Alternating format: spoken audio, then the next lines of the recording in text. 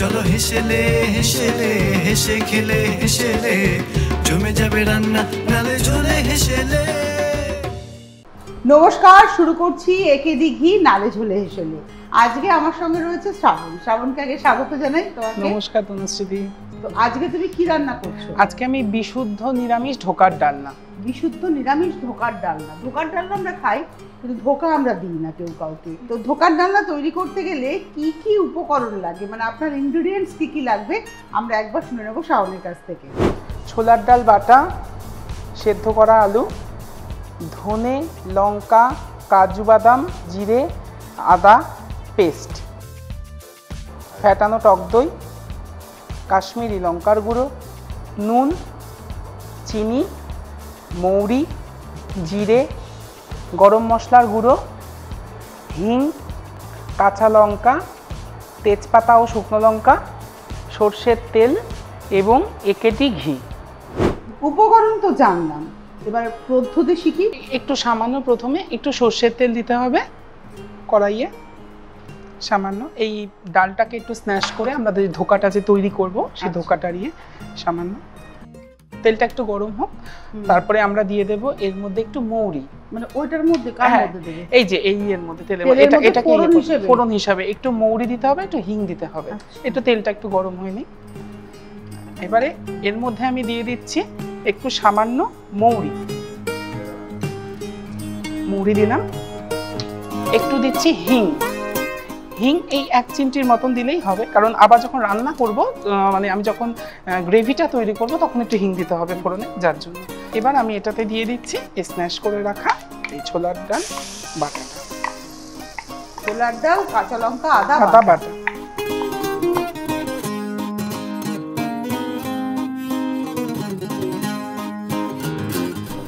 এটাকে একটু সামান্য পরিমাণে, মানে একটু ঠান্ডা হতে দিতে হবে।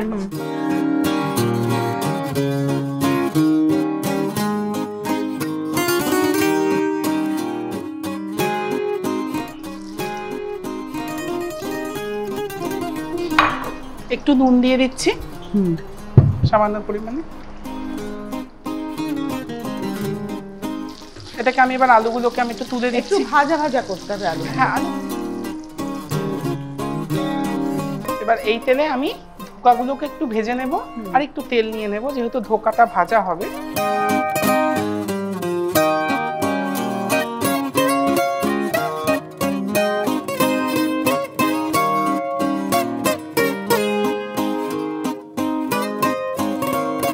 আচ্ছা, আমি এর মধ্যে তেজপাতা, শুকনো লঙ্কা আর একটু গোটা জিরে ফোড়নে দিচ্ছি। এই যে গোটা জিরে। গোটা জিরে তুমি ধোকার যখন ভাজলে তখনও দিয়েছিলে? হ্যাঁ, না, ওটা কিন্তু মৌরি দিই, ওটা মৌরি, ওই গন্ধটার জন্য। এবার দেব আমি ধোকারির সময় একটু হিং দিয়েছিলাম, এবার এখনো 1 চিমটি একটু হিং দিয়েছি, একটু গ্রেভিটার মধ্যে জিনিসটা মিশে যাবে, একটু হিং। এবার দেব, এখানে আমি বেটে রেখেছি জিরে, আদা, কাঁচা লঙ্কা, কাজু বাদাম আর টমেটো একসাথে বেটে রেখেছি। আমি এর মধ্যে এটাকে দিয়ে দেব।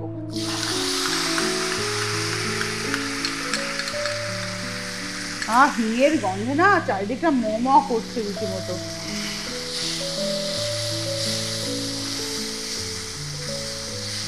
একটু সামান্য একটু হলুদ দিয়ে দিচ্ছি এখানে, একটু দিচ্ছি কাশ্মীরি লঙ্কার গুঁড়ো কালারের জন্য, ওটা পরিমাণ মতো। একটু চিনি,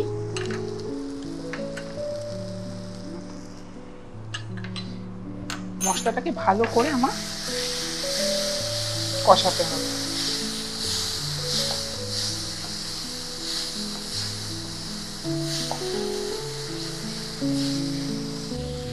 এবার দিয়ে দেব ফেটিয়ে রাখা টক দই। এই যে চামচ আছে, এটা দিয়ে দাও।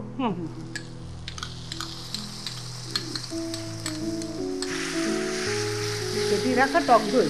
হ্যাঁ, এবার যখন টক দইটা দর্শকদের উদ্দেশ্যে বলছি, যখন আপনারা দেবেন গ্যাসটাকে না একটু সিমে করে নেবেন, নয়তো দইটা কেটে যাবে ফেটিয়ে রাখা টক দইটা। ওই জন্য একটু সামান্য কিছুক্ষণের জন্য একটুখানি গ্যাসটা সিমে করে দেওয়ার পর যখন মশলাটা একটু হয়ে যাবে, তেলটা একটু ছেড়ে দেবে, তখন আপনারা গ্যাসটা আপনারা তুলে নেবেন। এই যে এখানে গ্রেভি থেকে একটু তোমার তেল ছাড়বে, তেলটা একটু ছাড়বে, তারপর আমি জল দেবো এখানে। এবার একটু আমি জল দিয়ে দেবো অল্প করে। জলটা চেষ্টা করবেন একটু উষ্ণ গরম জল দিতে, তাহলে রান্নাটার টেস্টটা একটু ভালো হয়। গ্রেভিটা হওয়ার পরে ও আলু দেবে এবং এই ভেজে রাখা ধোকা। আমি এখনই আলুটা দিয়ে দিচ্ছি, তাহলে কিন্তু আলুটা একটুখানি ভালো করে নুন আর মশলাটা একটু ঢুকবে।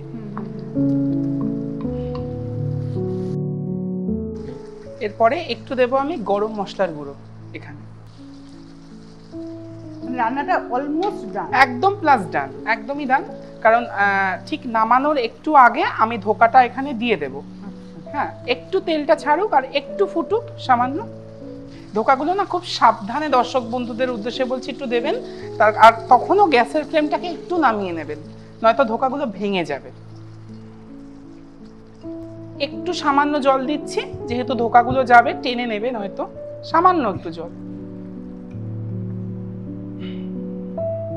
এই ধোকাগুলো দিয়ে দিলাম, দেওয়ার পর আমি জল দিয়ে আমি গ্যাসটাকে বাড়িয়ে নিয়েছি। আমার রান্না প্রায় কমপ্লিট।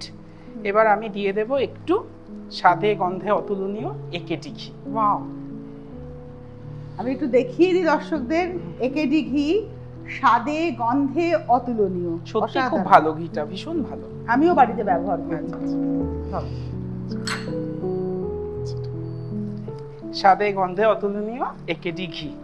এবারে তোমার একটা পাত্র লাগবে, তাই তো? হ্যাঁ, এটাকে আমি এখানে সার্ভ করব। আমি এটাকে এখানে সার্ভ করছি। ঠিক আছে,